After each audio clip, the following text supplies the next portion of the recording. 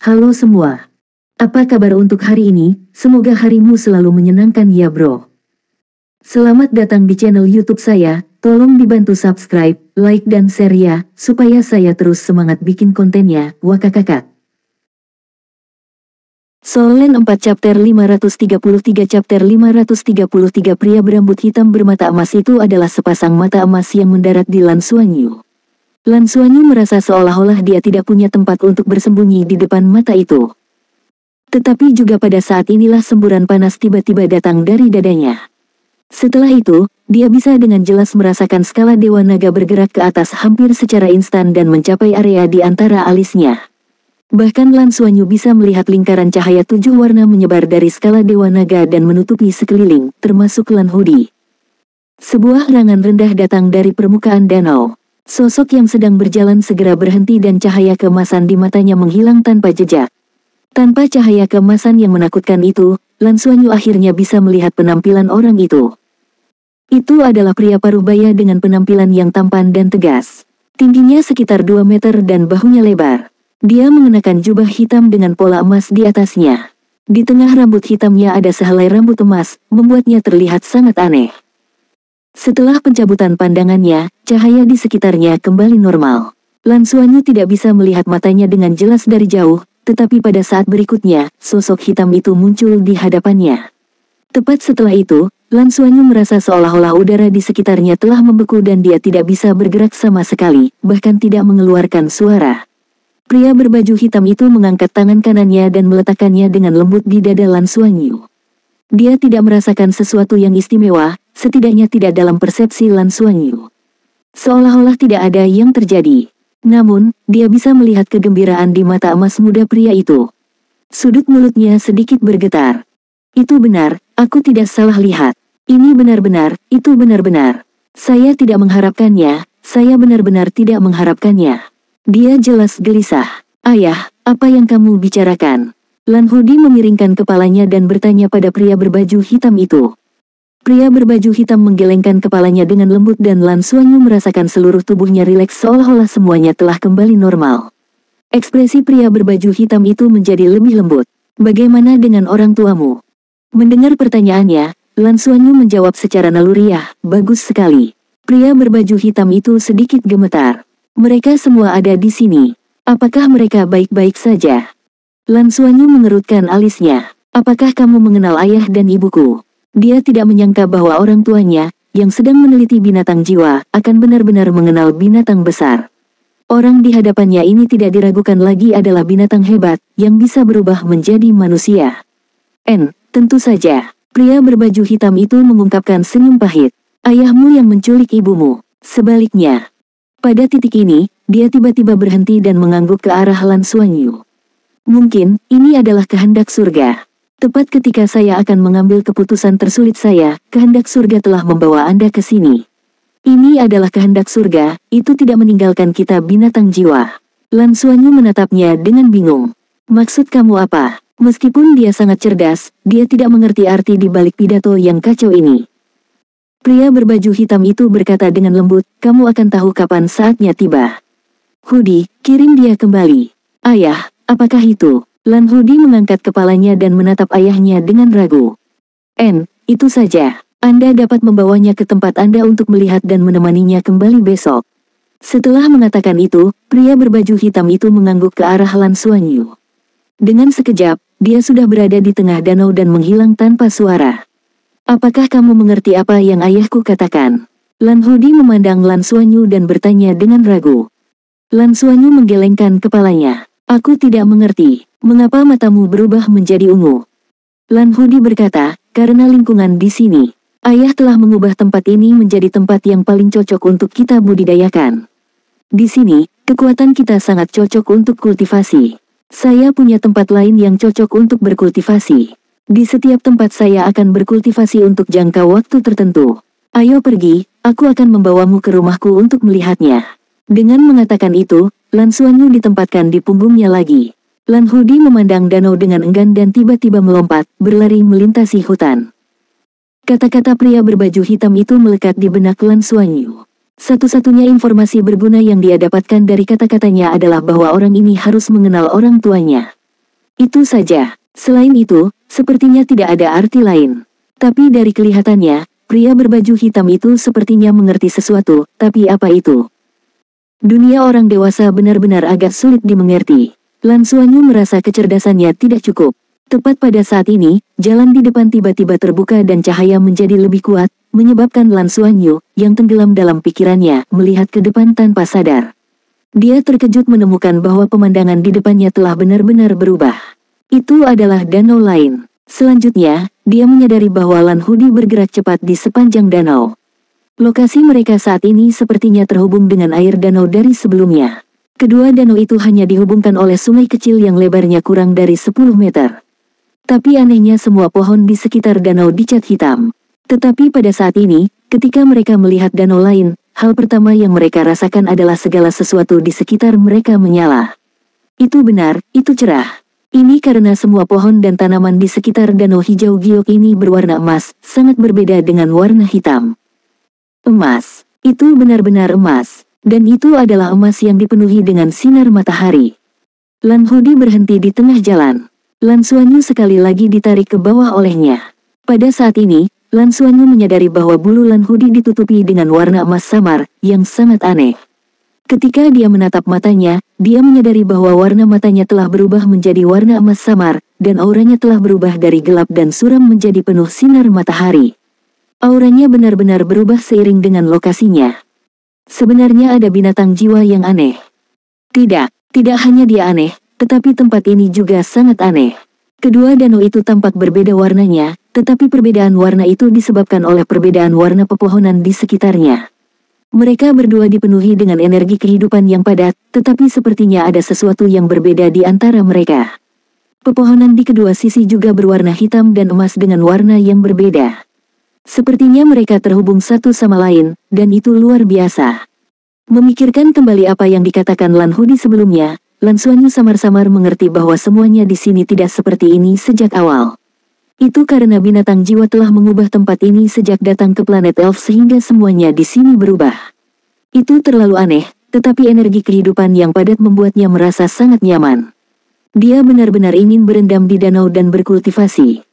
Tepat pada saat ini, Lan Xuanyu tiba-tiba merasakan kekuatan di belakangnya dan dia kehilangan kendali atas tubuhnya saat dia jatuh ke depan. Dengan percikan, dia jatuh ke danau. Di belakangnya, Lan Hudi tersenyum dan menarik kembali cakarnya, matanya penuh dengan kebanggaan. Siapa yang memintamu menjadi linglung? Hehehe, menarik sekali. Saat dia berbicara, dia melompat ke danau juga. Lan Xuanyu pertama kali terkejut ketika dia jatuh ke danau, tetapi dia langsung menebak bahwa dia didorong oleh Lan Hudi dan tidak panik. Dia telah berkultivasi di danau Dewa Laut berkali-kali, jadi dia memiliki pengalaman berendam di danau yang penuh dengan energi kehidupan. Soul Land 4 Chapter 534 Chapter 534 Rumah Lan Hudi. Tetapi ketika tubuhnya jatuh ke danau, dia dengan cepat merasa ada yang tidak beres. Itu benar, danau itu memang dipenuhi dengan energi kehidupan, tetapi energi kehidupan ini benar-benar berbeda dari energi kehidupan yang dia rasakan di danau Dewa Laut. Energi kehidupan di danau Dewa Laut tenang dan tidak ada kotoran lain. Apakah itu menyerap atau mencerna, itu alami dan halus tanpa masalah. Namun, meskipun energi kehidupan di danau di depan mereka tidak kalah dengan danau Dewa Laut, masalahnya adalah ada jenis energi lain yang menyertai energi kehidupan yang sangat besar ini. Apa itu tadi? Rasanya seolah-olah segala sesuatu di sekitarnya berubah, dan bahkan suasana hatinya berubah antara sinar matahari dan kesuraman. Tetapi pada saat inilah pusaran garis keturunan di dada Lan Xuanyu mulai berputar dengan cepat. Saat menyerap energi kehidupan, Lan Xuanyu menyadari bahwa warna hitam dan emas di pusaran 7 warna di dadanya tiba-tiba menjadi lebih kuat. Ketika mereka menjadi lebih kuat, energi kehidupan yang awalnya tidak nyaman di tubuhnya segera menjadi jauh lebih stabil. Seolah-olah dia berada di danau Dewa Laut dan mulai tenang. Dia merasa seperti sedang berkultivasi di danau Dewa Laut, hitam dan emas. Ketika Nana membimbingnya, dia pernah mengatakan kepadanya bahwa 7 warna di pusarannya mewakili 7 atribut. Di antaranya, merah mewakili elemen api, biru elemen air, kuning elemen bumi, dan hijau elemen angin. Perak mewakili elemen ruang, sedangkan emas mewakili elemen terang, dan hitam mewakili elemen kegelapan. Dengan kata lain, 2 warna yang menyala saat ini mewakili terang dan gelap. Nana pernah berkata bahwa di antara semua elemen, ada beberapa yang bertentangan satu sama lain, dan elemen yang berlawanan adalah air dan api, terang dan gelap. Dengan mengandalkan kemampuan kontrolnya yang kuat, ia mampu menyebabkan dua elemen air dan api menghasilkan daya ledak yang kuat. Dan konflik antara elemen terang dan gelap jauh di atas air dan api. Tapi bagaimana mungkin danau dengan energi kehidupan yang begitu padat ini memiliki dua atribut yang sama sekali berbeda? Ini terlalu aneh. Tepat pada saat ini, air di sekitarnya tiba-tiba berfluktuasi dengan hebat dan dia melihat Lan Hudi yang gemuk datang ke sisinya. Di dalam air, Lan Xuanyu dalam keadaan menyerap energi melalui pusaran garis keturunannya. Dia segera merasakan elemen terang dan gelap di danau bergelombang menuju Lan Hudi seperti sungai yang mengalir ke laut. Bahkan tarikan pusaran garis keturunannya tidak semenarik Lan Hudi. Tiba-tiba, bulu Lan Hudi berubah sekali lagi. Bulu putihnya telah berubah sepenuhnya menjadi emas sementara bulu birunya telah berubah sepenuhnya menjadi hitam. Dibandingkan dengan penampilan aslinya yang menggemaskan dan bodah, dia sekarang terlihat jauh lebih bermartabat saat basah kuyup di danau. Ini adalah... Apakah dia berkultivasi dengan bantuan elemen terang dan gelap? Mungkinkah dia adalah binatang jiwa tipe harimau dengan elemen terang dan gelap? Tetapi dalam ingatan Lan Xuanyu, bahkan dalam catatan Akademi Shrek, tidak pernah ada binatang jiwa seperti itu. Macam-macam apa Lan Hudi itu? Sambil merenungkan pertanyaan ini, Lan Xuanyu tidak bisa membantu tetapi melebarkan matanya dan menatapnya. Lan Hudi menyerbu ke arahnya dan menundukkan kepalanya, membawa Lan Xuanyu di punggungnya. Dia kemudian menyelam ke dalam danau. Sementara Lan Xuanyu tercengang, dia segera merasakan bahaya. Dia adalah manusia, bukan dewa. Tentu saja, dia tidak bisa bernapas di bawah air. Dengan kultivasinya, tidak masalah baginya untuk menahan napas untuk waktu yang singkat. Tapi seiring berjalannya waktu, dia akan mati lemas. Selanjutnya dengan bertambahnya kedalaman air, tekanan air juga melemahkan daya tahan tubuhnya. Hampir seketika, dia merasakan tekanan kuat yang menyebabkan dadanya terasa sesak.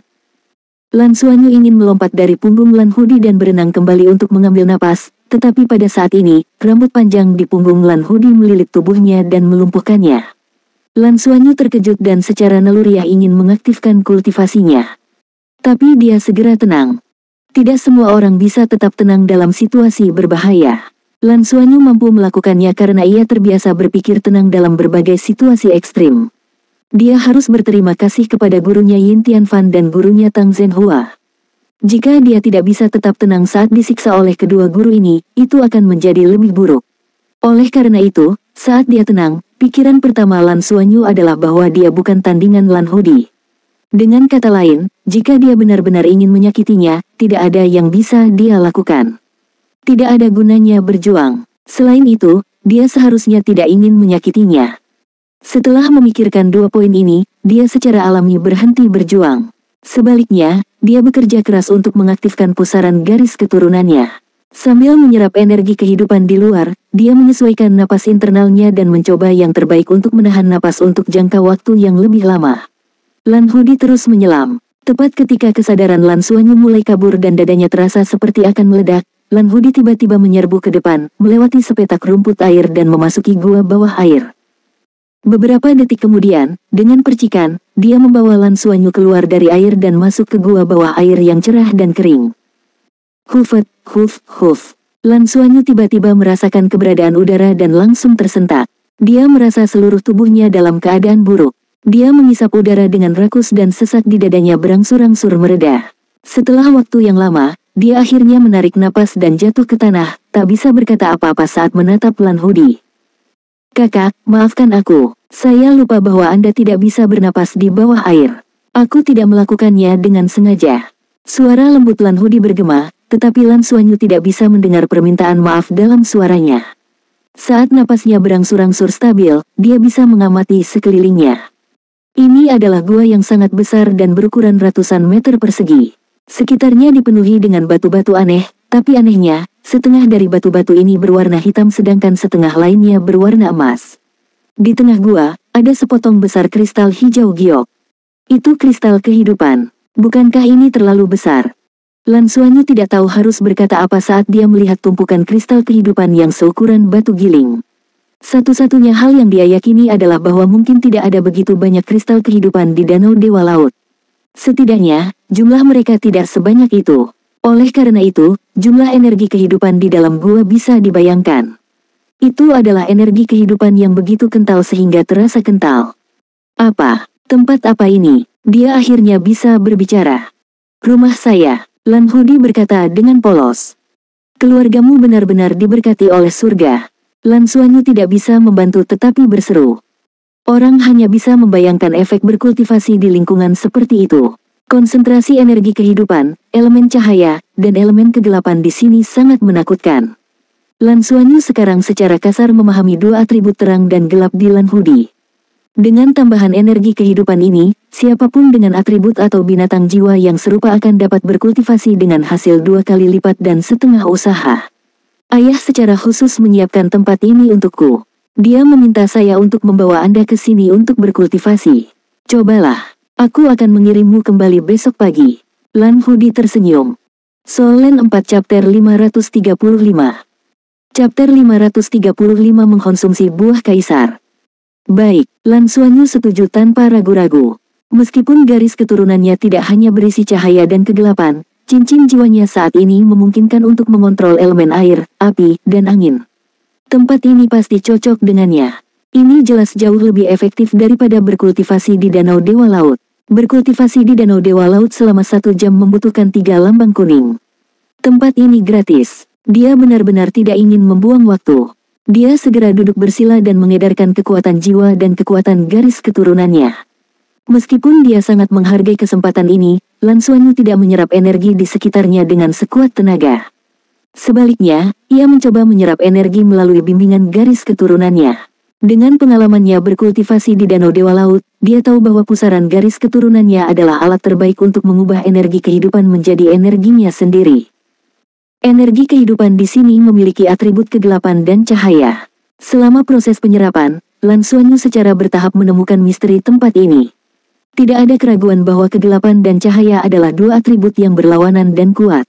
Mengapa mereka bisa hidup berdampingan dengan damai di sini?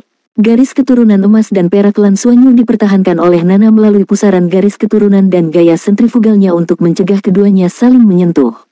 Tapi itu berbeda di sini. Dua elemen terang dan gelap yang berlawanan menjadi lembam setelah menyatu dengan energi kehidupan.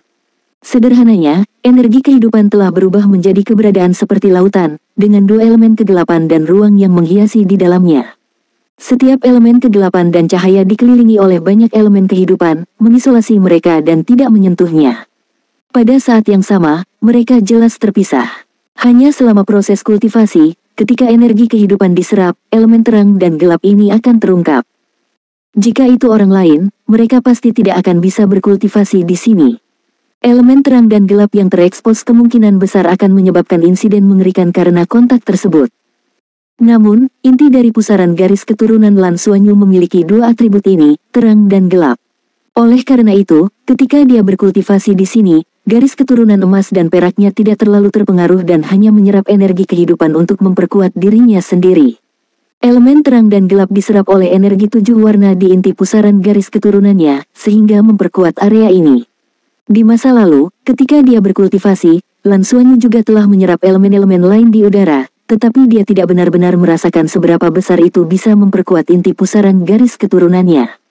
Sekarang, dia mengerti bahwa itu karena elemen air, api, tanah, angin, cahaya, kegelapan, dan ruang di udara tidak cukup kuat. Di Gua Lan Hudi, elemen terang dan gelap yang sangat padat telah menjadi nutrisi terbaik untuk inti berwarna pelangi di pusaran garis keturunannya. Dia bisa dengan jelas merasakannya tumbuh perlahan. Penemuan ini memungkinkan Lan Xuanyu menemukan dunia baru dalam kultivasinya.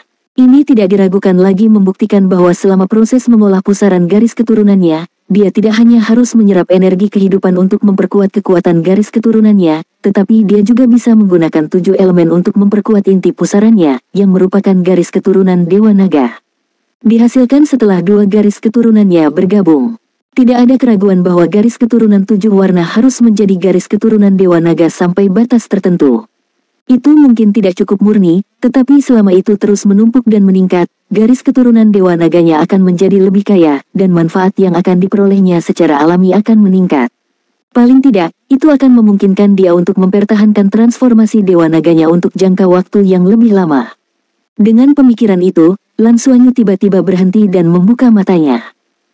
Ketika dia membuka matanya, dia terkejut karena Lan Hudi terbaring di depannya.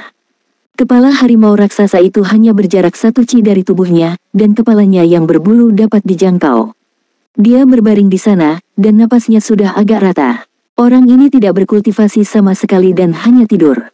Senyum muncul di wajah Lan Xuanyu saat dia mengeluarkan untaian buah kaisar dari gelang penyimpanannya. Dengan lingkungan yang begitu unik, tanpa diragukan lagi merupakan tempat terbaik untuk mengkonsumsi harta surga dan bumi. Daripada kembali ke Danau Dewa Laut dan menghabiskan emblem, lebih baik mengambil kesempatan untuk mengkonsumsi satu di sini. Lan Hudi telah mengatakan bahwa satu orang bisa makan 3 dan tidak boleh serakah. Dia harus makan 1 dulu untuk menguji efeknya. Ini lebih bisa diandalkan. Lan Xuanyu segera memetik buah hijau ungu. Buah kaisar tidak terlihat besar, tetapi terasa berat di tangannya dan sepertinya ada lingkaran cahaya redup di dalamnya. Lan Xuanyu membawanya ke mulutnya dan sebelum dia bisa mengunyah, kulit buah yang tebal sudah meleleh. Rasa sedikit pedas segera mengalir ke tenggorokannya dan masuk ke perutnya. Dalam sekejap, energi panas yang terasa seperti tungku menyebar ke seluruh anggota badan dan tulangnya. Keringat mengalir keluar dari pori-pori Lan Xuanyu segera. Dia merasa seolah-olah seluruh tubuhnya tersulut, kekuatan jiwanya mendidih, dan pusaran garis keturunannya mendidih. Api tak terlihat menyebar ke setiap sudut tubuhnya dan membakar tubuhnya dengan gila-gilaan. Lan Xuanyu menyadari bahwa dia tidak bisa bergerak bahkan jika dia mau.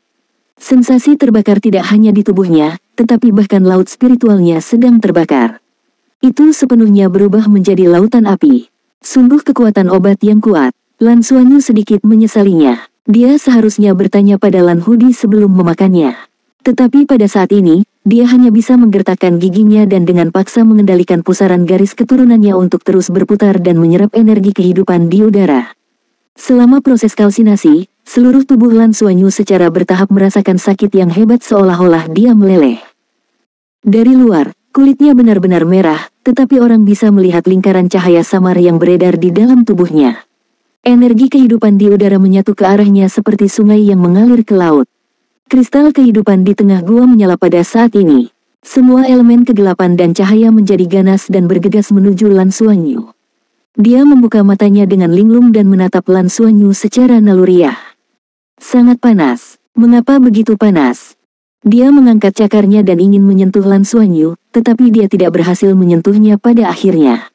Melihat Lan Xuanyu yang benar-benar merah, dia bingung. Tepat pada saat ini, sebuah suara bergema di benaknya, kultivasi, rasakan perubahan auranya, pandu aura Anda sendiri untuk bergabung dengannya dan kultivasi. Makanlah buah yang dia berikan padamu. Ayah, aku ingin memberikannya padamu. Bukankah kamu mengatakan bahwa itu sangat bagus? Lan Hudi bergumam. Cepat, jangan lewatkan kesempatan ini. Dengarkan aku. Suara di kepalanya menjadi jauh lebih mengesankan. Lan Hudi membuat gerakan meraih dengan cakarnya sambil merasa sedikit sedih dan membuka ruang perak. Dia kemudian mengeluarkan kotak yang diberikan Lan Xuanyu padanya, yang berisi buah kehidupan tanpa akhir. Ayah, haruskah aku benar-benar memakannya? Dia bertanya lagi. Cepat, jangan sia-siakan kesempatan ini. Aura di tubuhnya sangat membantu dalam memandu kebangkitan garis keturunan Anda. Jika saya tidak bisa melakukannya, Anda harus menembus penghalang itu di masa depan. Suaranya menjadi cemas. Lan Hudi belum pernah mendengar ayahnya berbicara dengan nada seperti itu sebelumnya dan tidak berani menunda. Dia kemudian membuka kotak itu dan menelan buah itu. Segera, energi kehidupan yang kaya menyebar ke seluruh tubuhnya dan ada juga aura yang berbeda dari energi kehidupan yang biasanya dia serap. Tepat pada saat ini, pusaran emas dan perak di dada Lan Xuanyu sudah samar-samar terlihat. Ada lingkaran cahaya 7 warna yang beredar di dalam dan memancarkan aura miliknya. Sangat panas, sangat panas. Solen 4 chapter 536 chapter 536 nyalakan, tingkatkan. Kesadaran Lan Xuanyu terasa seolah-olah seluruh tubuhnya terbakar.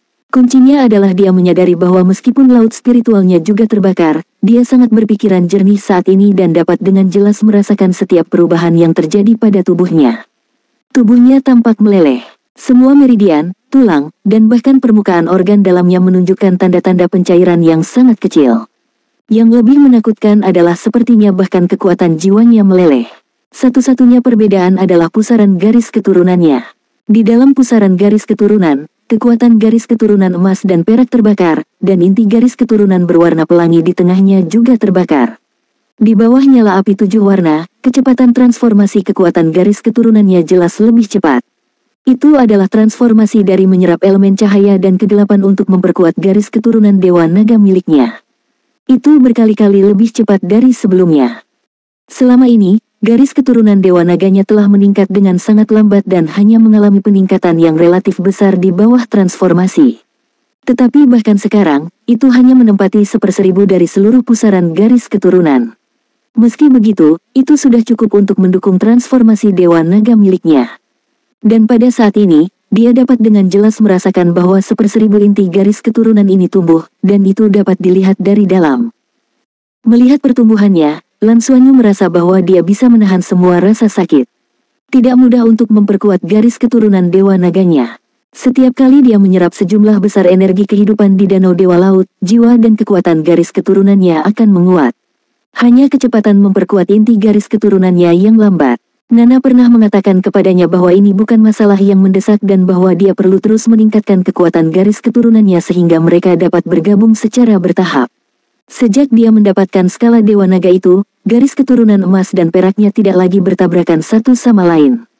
Ini sudah sangat bagus. Tetapi pada saat ini, dia menyadari bahwa efek terbesar dari buah kaisar adalah bahwa semua energi kehidupan yang dia serap dan semua energi di tubuhnya dikonsumsi untuk memperkuat inti 7 warna dalam garis keturunannya. Biasanya, itu adalah peningkatan paling lambat. Tetapi pada saat ini, itu adalah satu-satunya yang meningkat dan energi lainnya diubah ke dalamnya. Ini termasuk energi kehidupan, elemen terang dan gelap yang dia serap dari udara. Itu benar-benar layak menjadi harta surga dan bumi yang bisa memurnikan garis keturunan seseorang. Jika itu dijual di exchange center, siapa yang tahu berapa harganya? Itu jelas bukan jumlah yang kecil. Dia memiliki lebih dari 10, dia kaya. Namun, jika semua orang bisa makan 3, sepertinya tidak banyak yang tersisa untuk dijual. Itu hanya cukup untuk rekan satu timnya. Pikiran kacau ini melintas di benaknya, dan segera, dia tenggelam dalam kultivasi, diam-diam merasakan perubahan di tubuhnya. Apa yang dia tidak tahu adalah bahwa skala Dewa Naga di dadanya sudah mulai memancarkan kecemerlangan yang mempesona. Lingkaran 7 warna menerangi dadanya dan juga menyinari Lan Hudi. Lan Hudi yang berkultivasi dengan mata tertutup segera ditutupi lapisan 7 warna yang samar, dan cahaya emas dan hitam di tubuhnya menjadi lebih padat. Pria dan harimau itu secara halus berubah dan berkultivasi di bawah kondisi ini. Markas besar. Guru, Xuanyu belum kembali, apakah dia baik-baik saja? Liu Feng, Dong Qianqiu, Lan Mengqin, dan Tang Yuge pergi mencari Xiao Qi. Sudah larut malam tapi Lan Xuanyu masih belum kembali. Beberapa perubahan aneh telah terjadi pada Liu Feng dan Tang Yuge, terutama Liu Feng. Ada beberapa urat perak samar di permukaan kulitnya. Ini karena ketika dia melakukan upacara fusi dengan naga duri, karena dia belum mencapai titik kritis dalam kultivasinya, dia hanya bisa menggunakan metode khusus untuk menggabungkan naga duri ke dalam tubuhnya. Setelah mencapai peringkat 50 dan menggabungkan keterampilan jiwa pertama naga duri, perubahan ini akan hilang. Tang Yuge juga telah berubah. Perubahan terbesarnya adalah warna rambutnya. Pada saat ini, setengah dari rambutnya yang panjang berwarna hitam dan setengah lainnya berwarna putih. Itu adalah warna burung kekacauan Yin Yang. Semua orang menggunakan sedikit waktu untuk membentuk kontrak dengan jiwa roh yang mereka pilih.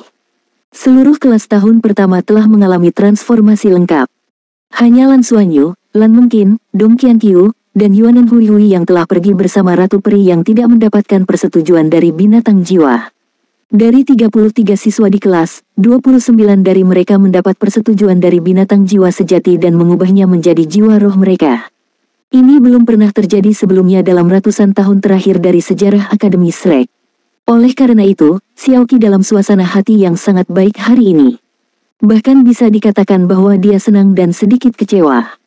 Mengapa saya tidak menemukan kelas seperti itu saat itu? Setelah kembali, Liu Feng sudah memberitahunya apa yang terjadi. Meskipun Xiao Qi tidak yakin apa yang terjadi, bisa mendapatkan persetujuan dari begitu banyak binatang jiwa jelas ada hubungannya dengan Lan Xuanyu. Itu adalah hubungannya dengan binatang jiwa yang memungkinkan semua orang mendapatkan begitu banyak. Tetapi untuk beberapa alasan, dia sendiri tidak memiliki jiwa roh. Seharusnya baik-baik saja. Binatang buas jiwa sangat bersahabat dengan Xuanyu, dan menurut kontrak antara binatang jiwa dan kita manusia, mereka tidak dapat menyakiti kita. Selanjutnya, Paviliun Master Wang memperhatikan kami. Jangan khawatir, kalian semua bisa pergi dan berkultivasi. Masih ada 1 hari sebelum upacara. Anda semua mendapat banyak manfaat dari perjalanan ini. Berkultivasi dengan baik dan berusaha untuk bergabung dengan jiwa roh Anda sesegera mungkin. Pada saat itu, kalian semua akan mengalami transformasi dan benar-benar mulai tumbuh lebih cepat. Xiaoqi semakin puas dengan muridnya ini.